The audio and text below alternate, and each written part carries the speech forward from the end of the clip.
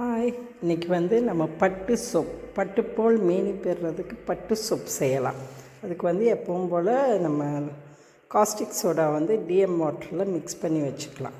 அது கொஞ்சம் கூலாகிற வரைக்கும் விட்டுடலாம். அந்த டைம் பீங்கில் நம்ம பட்டு கூட நைஸாக சின்ன சின்ன சின்ன இதுவாக கட் பண்ணி வச்சுக்கலாம்.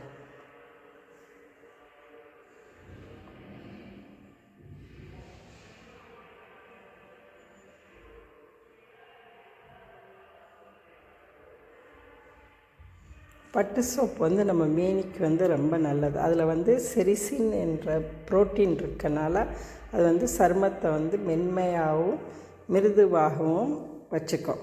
அதில் ஆன்டி ஆக்சிடென்ட் நிறைய இருக்கனால நம்ம ஸ்கின்னை நல்லா பிரகாசமாக்கக்கூடும். அப்புறம் புத்துணர்ச்சியாகவும் ஆரோக்கியமாகவுமே வச்சுக்கும் நம்ம ஸ்கின்னை.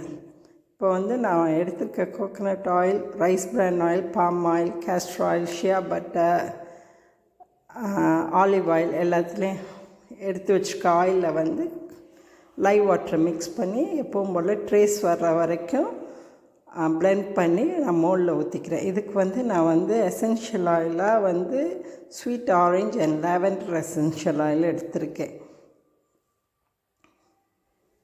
இந்த சோப் ரொம்ப நல்லாயிருக்கும், ட்ரை பண்ணி பார்க்கலாம்.